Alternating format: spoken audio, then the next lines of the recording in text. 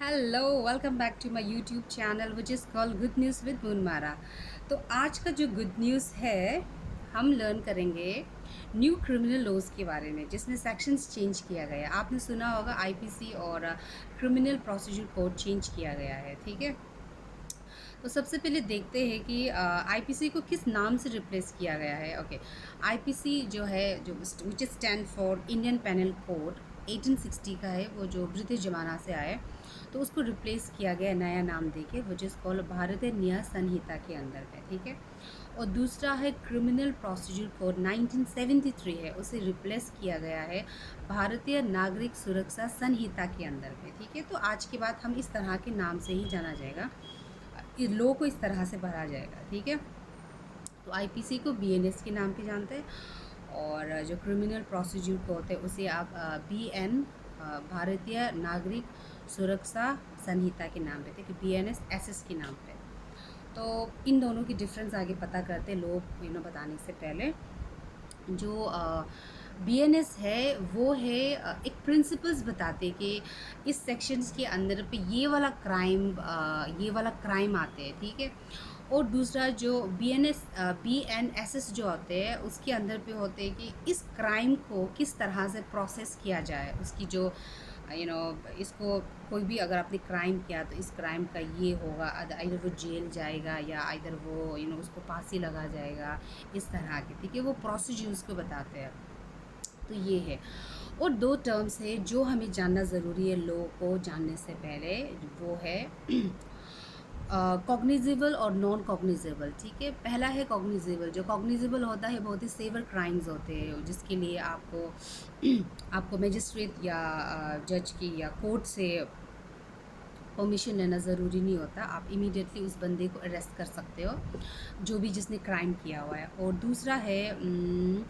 दूसरा है non cognizable, जो जो डिसेवर नहीं होता, जिसके लिए आपको परमिशन चाहिए होता है। अगर किसी ने क्राइम किया हो तो आपको मजिस्ट्रेट से परमिशन लेना पड़ता है, या कोर्ट से परमिशन लेना पड़ता है उस पर्टिकुलर पर्सन को अरेस्ट करने के लिए। एंड ये दोनों टर्म्स को जानना ज़रूरी है। एक सेवर क्राइम्स के लिए आपको परमिशंस लेने की ज़रूरत नहीं, आप इमीडिएटली अरेस्ट कर सकते हो, और नॉन सेवर के लिए आप परमिशन ले सकते हो, आपको परमिशन लेना पड़ेगा। ठीक है, ये पुलिस को बोल रहे हैं। ओके, दूसरा है ये दोनों पार्टी को जानना ज़रूरी है, पुलिस को भी और जो पार्टी जिसने क्राइम किया है उसको भी जानना ज़रूरी है।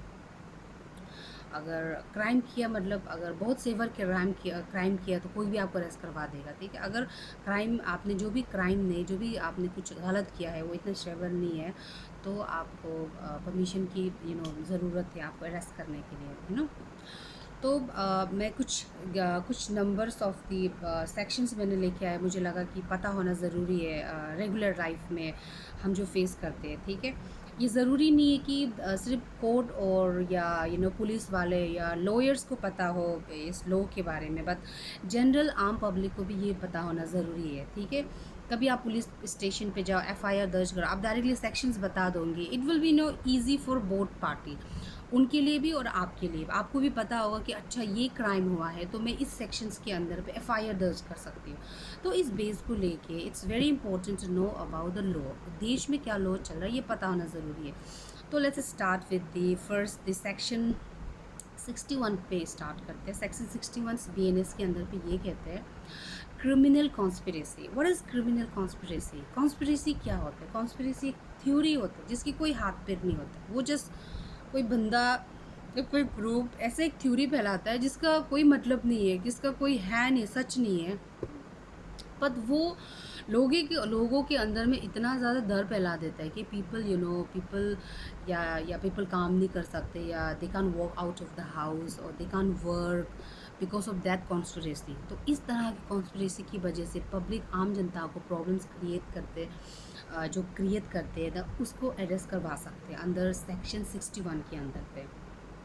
And section 63 rape, I mean it's like the worst thing. ठीक है, तो समहाउ मैंने एनी वेज या अन सिचुएशंस की वजह से किसी को फेस करना पड़ा, वेमेंस या मेन को भी फेस करना पड़ रहा है। ठीक है, इस तरह की सिचुएशंस, तो अगर आपको पता हो तो आप इस सेक्शन के अंदर पे उनको अरेस्ट करवा सकते हो। ठीक है, और दूसरा है सेक्शन 74 में है आउटरीचिंग दी वेमेंस मोडेस्टी। आई मीन आपने किसी वेमेन को इंसल्ट किया, ठीक है, 74 के अंदर पे आता है, इंसल्ट किया या उसकी रेपुटेशन को ख़राब करने की कोशिश की। तो इसमें हम सजेशन यही दे सकते हैं, अगर आपको वो वेमेन पसंद नहीं है, ठीक है, आप फ्रेंडली आपकी फ्रेंड सर्कल पे आपको उसको पसंद नहीं है, तो just don't talk to them, उनको बात मत करो, उनके सामने मत जाओ। लेकिन उसको उसको उस कॉलिग्स के सामने में इंसल्ट करोगे तो आपको वो कंप्लेंट फाइल कर सकते हैं। तो इट्स वेरी इंपॉर्टेंट कि यू डोंट हैव टू उस तरह के सर्कल पे ना फंसे और इस अपने इमोशंस को कंट्रोल करें और उसके बारे में गलत ना बोलें, क्योंकि वो आपको FIR दर्ज करके आपके बारे में कंप्लेन कर सकते हैं, आपको पुलिस पे ले जा सकते हैं। ओके। और दूसरा आता है सेक्शन 75 के अंदर पे, जो होता है सेक्शुअल हरासमेंट्स। वुमेन्स को सेक्शुअली हरास करा जाता है ऑफिस पे, पुलिस या बॉस के अंदर। इस तरह की इंफॉर्मेशन आते हैं बहुत सारे। कुछ वुमेन्स होते हैं जो दे कांट हेल्प, दे कुछ वुमेन्स ऐसे होते हैं जो अपने इस तरह की फेस करते हुए भी वो पुलिस के पास नहीं जाता, which is very wrong. If you are very educated, ठीक है, आपको पता है कि ये गलत मेरे साथ हो रहा है, तो you should go and FIR file करना चाहिए, ठीक है। और दूसरा आता है सेक्शंस 85 के अंदर पे, वो कहता है कि क्रूल्टी अगेंस्ट मैरिड वुमेन्स के, ठीक है, क्रूल्टी अगेंस्ट मैरिड वुमेन। अगर आप मैरिड हो, आपके हस्बैंड आपको प्रॉब्लम दे रहे हैं या आपके फैमिलीज़ वाले आपको प्रॉब्लम दे रहे हैं, ठीक है, आप डायरेक्टली पुलिस पे जाना और FIR दर्ज करना कि मेरी फैमिली में हस्बैंड की फैमिली में मुझे इस तरह की प्रॉब्लम फेस करना पड़ा। It could be married women, अगर हस्बैंड के भी हो सकते हैं या लड़की के घर वाले भी हो सकते हैं, ठीक है, आपको समझ नहीं रहा, they are forcing you to stay in the उस घर पे रहने के लिए आपको मजबूर कर रहा है या अलग से आपको टॉर्चर कर रहा है, ठीक है, तो उसके लिए भी आप FIR दर्ज कर सकते हैं उनके अगेंस्ट में कि I am a married women and they are forcing me to do this thing and they are doing this thing with me बोल के। अगर इस तरह के फेस करते या आपके आस पड़ोस वाले फेस करते हैं तो आप कंप्लेंट दर्ज कर सकते हो। ओके। और दूसरा है 109 के अंदर, which is attempt to murder. आपको अगर कभी फील हुआ या आपको कभी फेस किया कि कोई पर्सन या कोई वेमेन या कोई मेन आपको मर्डर करने की कोशिश कर रहा है, तो आप उसके अंदर उसके ऊपर में भी आप फाइल कर सकते हो, ठीक है। और वो आता है सेक्शन 109 के अंदर पे, ठीक है, BNS के अंदर पे, ये ध्यान रखना, भारतीय न्याय संहिता के अंदर पे, ठीक है। दूसरा आता है सेक्शन सेडिएशंस के अंदर। सेडिएशंस वेरी फेमस, जो ब्रिटिश ज़माना से बहुत फेमस है, आज भी फेमस है। वो है अगेंस्ट दी, पहले जो ब्रिटिश ज़माना में था वो IPC के अंदर पे था, which is comes under the sections 124A के अंदर आता था। वो पर्टिकुलरली गवर्नमेंट को टारगेट करते थे। बट आज का जो BNS है वो कहता है कि सेडिएशंस सेक्शंस 152 वो कहता है कि आपके वजह से देश में इन डेंजर फैला रहे हो आप, ठीक है, आप देश के सोवरेनिटी या फ्रीडम या पावर को आपकी वजह से प्रॉब्लम फेस करना पड़ा, आपकी वजह से देश की इंटीग्रिटी में प्रॉब्लम हो रहा है, ठीक है, तो आपको इस बेस में वो अरेस्ट कर सकते हैं। It's not a particular government, it's like entire country और स्टेट्स, तो आपको सेडिशन के अंदर पे अरेस्ट कर सकते हैं। ओके, जो आता है सेक्शंस 152 के अंदर पे। और दूसरा है सेक्शंस 318 है चीटिंग या डिसीट के अंदर में। अगर कोई आपको चीट करता है, आपको पैसे से रिलेटेड या ऐसे रिलेटेड जो आपको लगता है कि उसकी वजह से मेरी लाइफ में बहुत सारा प्रॉब्लम फेस किया मैंने, या कल को जाके मैं और प्रॉब्लम फेस कर सकती हूँ, तो इस तरह के अगर हुआ तो आप कंप्लेंट फाइल कर सकते, FIR फाइल कर सकती हो कि इस बंदे ने मुझे धोखा दिया, मुझे फ्रॉडुलेंट के अंदर भी आते हैं, डिसीट या चीटिंग किया, and I am facing this kind of problem and I want immediately action from the police, ठीक है, आप FIR दर्ज कर सकते हो अपनी वकील लेके जाके, बिना वकील के भी आप खुद जा सकते हो। ओके।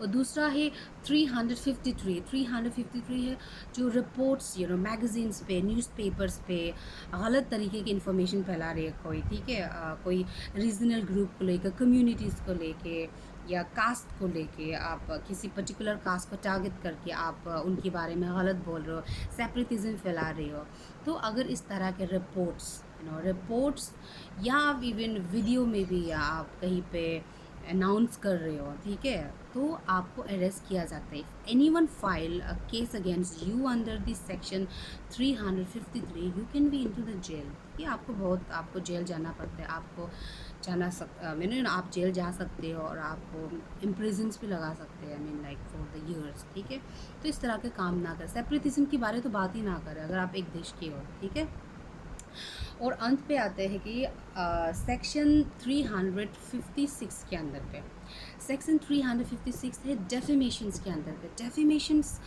आप एक सिंपल टर्म्स में आप पता चले बोले तो डेफेमेशन मीन्स क्या कहते हैं, बिचिंग करना। आपको लगता होगा bitching is very normal between a two party. No, bitching is actually a crime.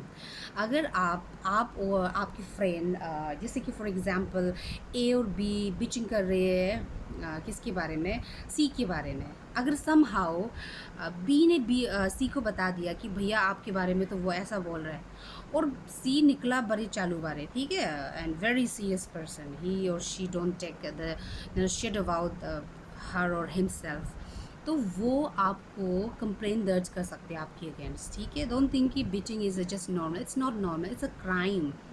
तो अगर हम डेफेमेशन के अंदर में सब कैटेगरीज पे देखें तो दो तरह के होते हैं, एक होता है कि लेबल और एक होता है कि सिलेंडर। लेबल में ये कहा जाता है कि आपने रिटर्न पे, लाइक व्हाट्सएप पे, फेसबुक पे, मेल पे आपने या राइटिंग पे आपने पेपर पे किसी के बारे में गलत तरीके से बोला, उसकी रेपुटेशंस आपकी वजह से डैमेज हो रहा है, तो आपके बारे में वो आपके ऊपर में वो कंप्लेन दर्ज कर सकते हैं। और सिलेंडर पे ये बोला जाता है कि आपने ओरली उसके बारे में गलत बोला पब्लिक के सामने में, ठीक है, उसकी कैरेक्टर्स के बारे में, रेपुटेशन के बारे में डैमेज करने की कोशिश की, तो भी आपको अरेस्ट किया जा सकता है अगर उस थर्ड पार्टी ने आपके लिए आपके ऊपर में कंप्लेन दर्ज किया तो। So defamations is something we think that it's normal. It is not normal. It's a crime. So please stop, bitching about anyone. अच्छा बोलना है तो बोलो, बट बुरा क्यों बोलना है ना। तो आज का जो गुड न्यूज़ था यही था, एक नई लॉ के बारे में हमने जाना, और ये लोग को जानना ज़रूरी भी है। If you are educated well and good, if you are not educated it's okay, आपको समझ में तो आता है तो इन्फॉर्मेशन रखना ज़रूरी है। मेरी जो चैनल का टारगेट यही है कि if you are educated, if you are not educated, if you are literate और यू आर इलिटरेट, तो भी आपको आपके पास में नॉलेज होना ज़रूरी है। नॉलेज ये कभी नहीं कहता कि कि आप एजुकेटेड हो, या नॉलेज ये कहता are you curious about the thing which is come in to your come cross which you. तो हमेशा नॉलेज अपने पास रखना ज़रूरी है। लोग लाइफ में हम क्यों पैनिक होते हैं कुछ भी सिचुएशन को लेके, because of the gap in the knowledge. अगर नॉलेज हो तो आप पैनिक नहीं करते, पैनिकिंग नहीं होती। तो it's very important to having a knowledge, especially a good knowledge. तो हमारा गुड न्यूज़ तो यही गुड न्यूज़ ही देते रहते। आपने पूरी सीरीज़ में देखा होगा, पूरी सेक्शंस पे यही बार बार बोलते, आपने गलत किया तो ऐसे करेंगे, आपने गलत गलत गलत, मतलब कि गलत नहीं करना चाहिए। It's very important to tell your brain every day that doing a good thing will always give you benefits, और गलत चीज़ें तो करना ही नहीं है, बिल्कुल ही नहीं करना। Unfortunately somehow it happen, then it's like okay it's happen, I will not do it again. Somehow कभी हो जाता है, मिस्टेक होता है, we are not perfect right. तो कभी गलती से मिस्टेक हो जाते हैं तो हम उस मिस्टेक को ना दोहराने की प्रोमिस करते हैं, और we try to do a good thing. But हमेशा ट्राई यही करो कि गुड थिंग ही करें ताकि चीज़ें गुड हो, ठीक है। और अगर कुछ चीज़ों भी ना कर पाए तो चुप बैठो और देखो, ऑब्जर्व करो क्या हो रहा है, ओके। तो आज का गुड न्यूज़ यही था। प्लीज़ मैंने हमेशा यही बोला, अपने दिमाग, आंख, ईयर को हमेशा ओपन कीजिए, अलर्ट रखिए, और हमेशा अच्छी चीज़ों को सुनने को, देखने को तैयार रखिए अपने आप को, ठीक है। तो गुड न्यूज़ विद मून मारा बस आज के लिए इतना ही, और मेरे चैनल को लाइक करना और सब्सक्राइब करना, और ये गुड न्यूज़ अपने लोगों को शेयर करना। And for the next video I will be giving again a good news. तो आज के लिए बस इतना ही, and thank you for watching my video, and I hope I have put some good news into your brain, and I will try my best to do the same thing again and again. Thank you so much for watching, and here again, good news with Moon Mara, and we'll see you next video. Thank you so much, and goodbye.